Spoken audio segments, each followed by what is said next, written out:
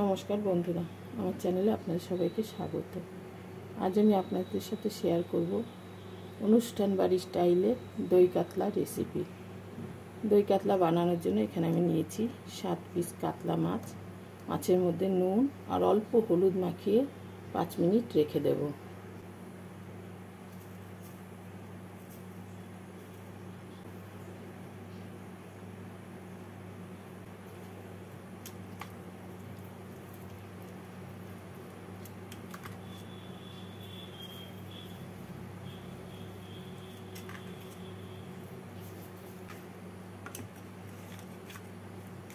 এবার মিক্সিং জারে নিয়ে নেব 3টে মিডিয়াম সাইজের টুকরো করা পেঁয়াজ,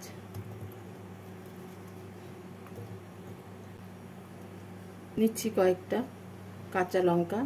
কাঁচা লঙ্কাগুলো আপনারা আপনাদের স্বাদ অনুসারে নেবেন।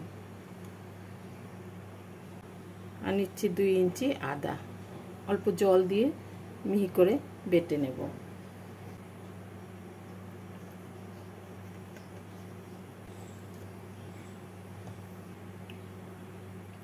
এবার মিক্সিং জারে নিয়ে নেব 1 টেবিল চামচ চারমগজ আর 2 টেবিল চামচ পোস্ত।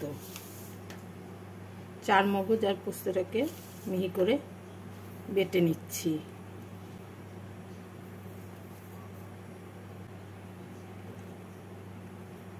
গ্যাসে কড়াই বসিয়ে কড়াইতে দিয়ে দেব সর্ষের তেল। তেল দিয়ে তেলটাকে ভালো করে গরম করে নিয়ে এর মধ্যে মাছগুলোকে হালকা লাল করে ভেজে তুলে নেব।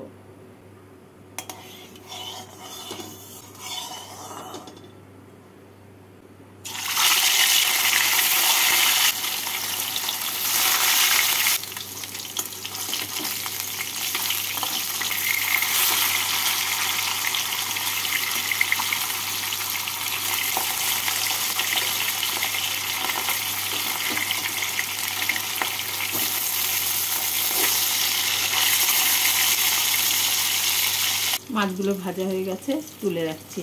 এইভাবে বাকি মাছগুলোকেও ভেজে নেব।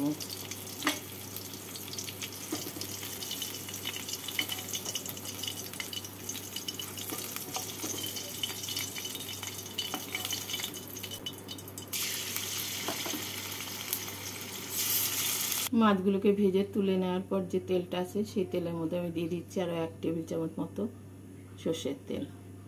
তেলটা গরম হয়ে গেছে, এর মধ্যে ফোড়নে আমি দিচ্ছি 2টো শুকনো লঙ্কা, 3 টুকরো দারচিনি, 4টে এলাচ, 5টা লবঙ্গ আর 8-10টা মতো গোলমরিচ।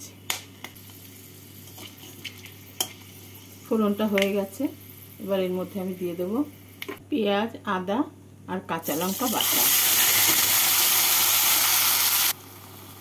এর মধ্যে দিয়ে দিচ্ছি স্বাদ মতো নুন আর দিচ্ছি 1 টিস্পুন চিনি। এবার মশলাটার কাঁচা গন্ধ চলে না যাওয়া পর্যন্ত মশলাটাকে ভেজে নেব।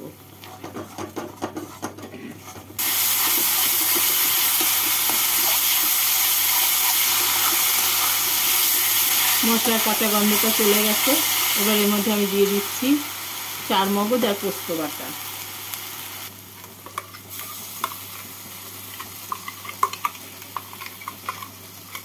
মিক্সিং জারটা ধুয়ে অল্প জল দিয়ে দেব।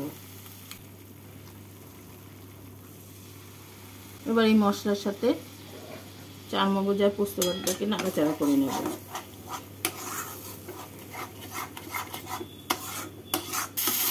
চারমগজ আর পোস্ত বাটাটাকে 1 মিনিট মতো নাড়াচাড়া করে নিলাম। এবার এর মধ্যে দিয়ে দিচ্ছি আমি 1/2 কাপ ফেটানো টক দই। দইয়ের বাটিটা দিয়ে অল্প জল দিয়ে দেব। জল দিয়ে ভালো করে মিশিয়ে নেব।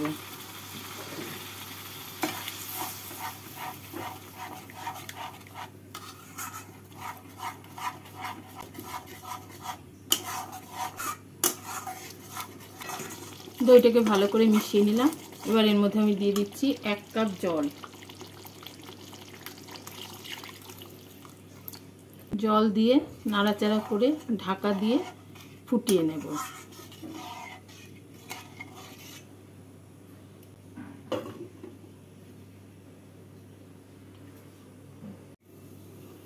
ঝোলটা ফুটে গেছে, এবার এর মধ্যে ভেজে রাখা মাছগুলোকে দিয়ে দেব।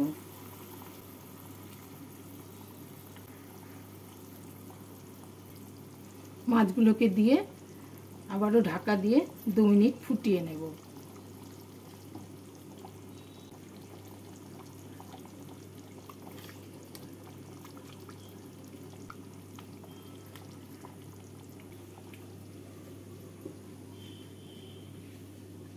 রান্নাটা হয়ে গেছে, এবার গ্যাসটাকে বন্ধ করে নামিয়ে নিলেই তৈরি হয়ে যাবে অনুষ্ঠান বাড়ির স্টাইলে দই কাতলা।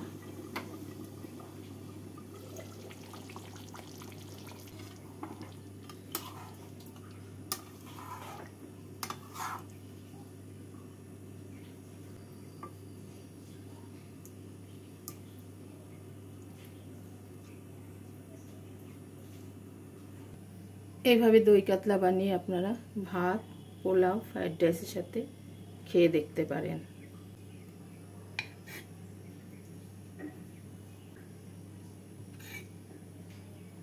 আমার এই ভিডিও যদি আপনাদের ভালো লাগে, লাইক, কমেন্ট আর সাবস্ক্রাইব করে পাশে থাকার অনুরোধ রইল।